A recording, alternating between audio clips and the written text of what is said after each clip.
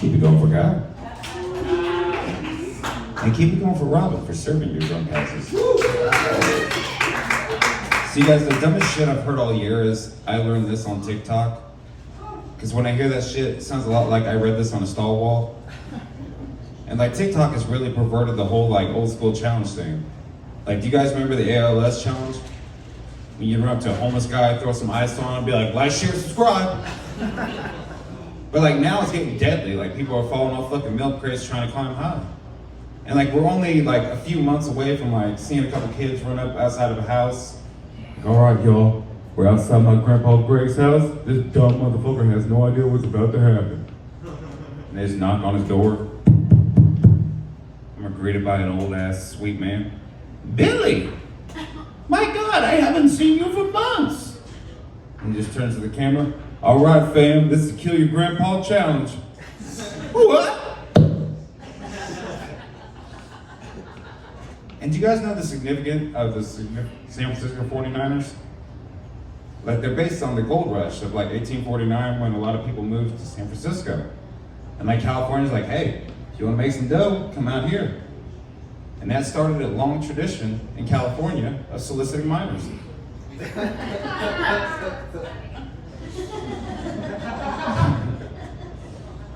You know, I love the LGBTQ community.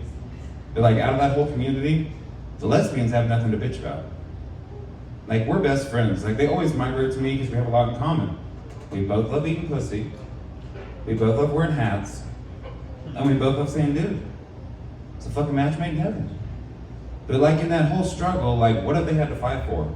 I've never once been presented lesbian porn, like get that shit out of here. What are you doing, bro?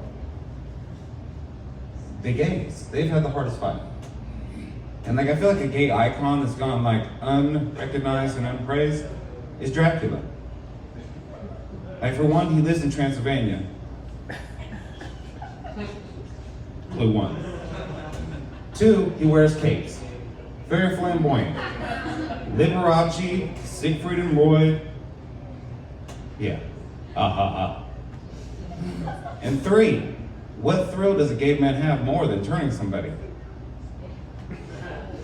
And like in an age of misinformation, how do we know that I want to suck your blood wasn't I want to fuck your butt? It is very possible. And like, but we all know that father that's like a bigoted or racist, right?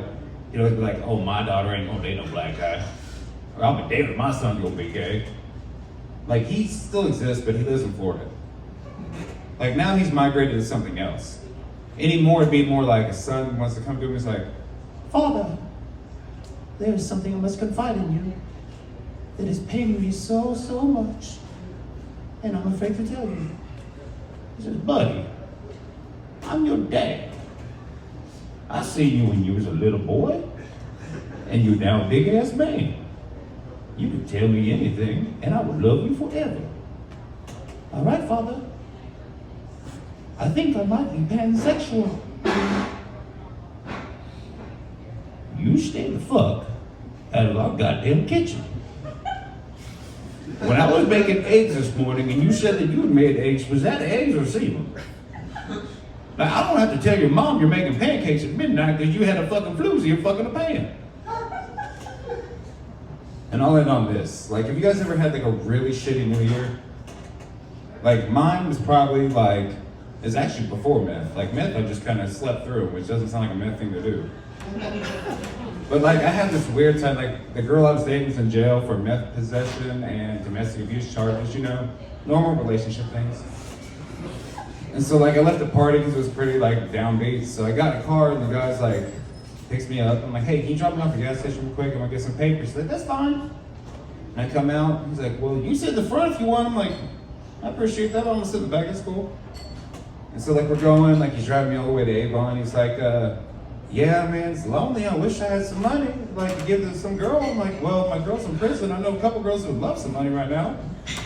He's like, or a guy. I'm like, well, it's a double prison. I can see if there's a mailing system there we can work out with.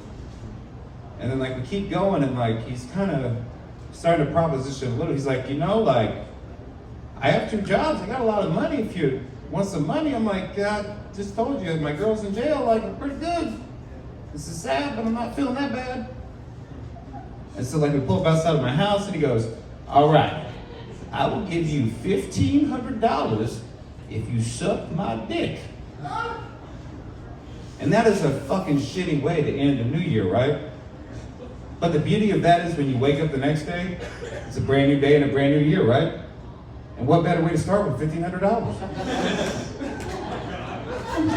All right, thank you.